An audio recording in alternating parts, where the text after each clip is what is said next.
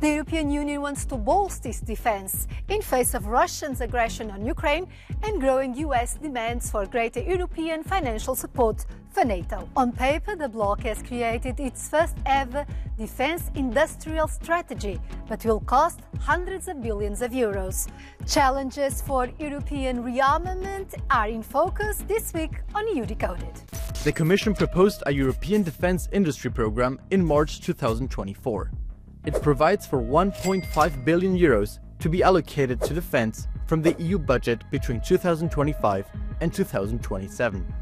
The money should boost defense technology and industry, but is scanty when compared with the 500 billion euros of investment in the sector, which experts claim is needed in the coming decade.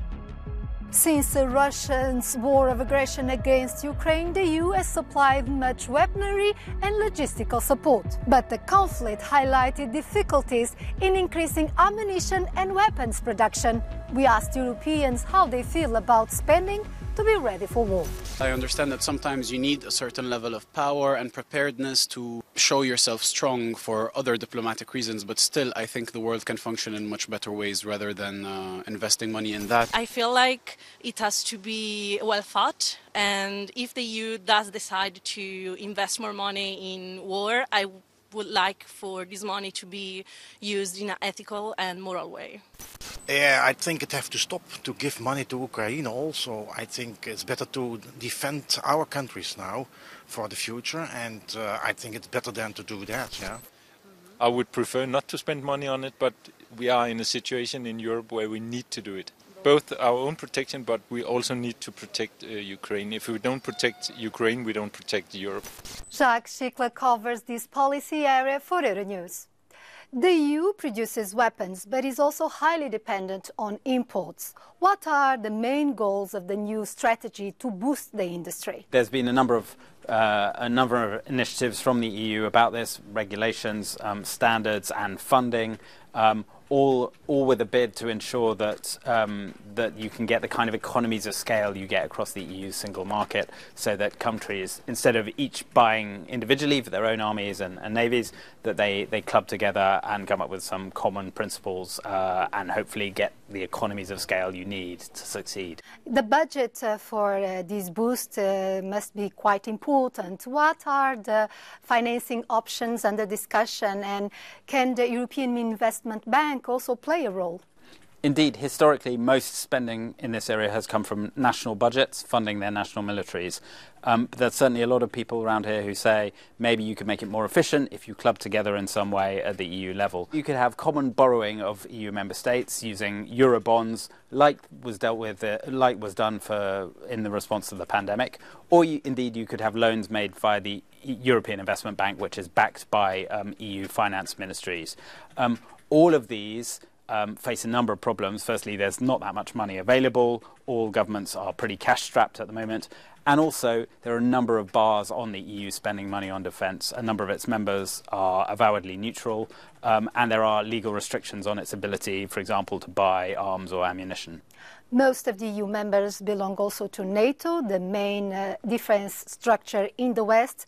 How does this affect the investment plans for the defense sector? When you look at an industrial policy for defense, the risk is that you exclude other NATO members, such as the US or the UK. They won't be very happy if the EU passes a regulation that says all our military spending, it has to be spent on European companies. It can't be spent on British aerospace or US defence companies. So there's the risk that creates a rift within the NATO alliance. More money will be also needed if the contribution target to NATO by each country increases from current 2% to around 3.5% of GDP, as advocated by the new Secretary General of the alliance. This could mean that the EU would need to raise as a whole around 200 billion euros per year. Currently, only Poland, Estonia, Latvia and Greece spend 3% or more. Germany and France, the bigger powerhouses in the EU, have reached the 2% target. But other big economies such as Italy and Spain are not yet at that level of spending. With us at the European Parliament is Tobias Kramer, member of the Committee on Foreign Affairs and the Subcommittee on Security and Defence. Welcome to Euronews. How feasible it is for the European Union to come together in the idea of increasing defence spending when some member states do not even respect the 2% target? We have to understand that geopolitics is changing from a unipolar world order where we could rely on the United States providing security for everybody to a multipolar order where we need to also assume more responsibility to work together with the US, but that we need to strengthen especially the European pillar of NATO. A lot of countries already have achieved the 2%, but realistically we also need to spend more. But what is important to me is to say spending more, but also more efficiently. NATO Secretary General just mentioned recently that instead of the 2% we might need to go as high as 3.5%. Germany, the country where you come from, is against the idea of issuing new common debt to get these large funds. But some countries argue that that is the only way to get a real boost to the industrial sector in the defense area. I think Germany actually is one of the countries where you've seen the biggest shift when it comes to defense spending. We had the Zeitenwende, so the shift of era that Chancellor Scholz called out, and we then really invested the 100 billion special investment into the Bundeswehr, and we actually are saying we need to reform, for instance, the German debt brake in that direction so that we can actually spend the money we need to have a strong defense for our country and for Europe. So the so-called Eurobonds for defense are feasible, are needed. Will we have a consensus among the member states when you know that the frugal countries are somehow more skeptical about that? I think it's really important that every country meets at least 2% and that we then talk about how we can ensure that this is done, that also financing on the European level is done in a solidary way. And I think that different Eurobonds are one option, but I think there are also other things we can talk about. For instance, one problem is that there is a lot of private money that could actually be channeled in that direction. We talk about industry, when we talk about even the supply chain, and at the moment there are a lot of barriers for private investors that can't invest even if they wanted to. The EU is taking unprecedented steps to address the real potential of war.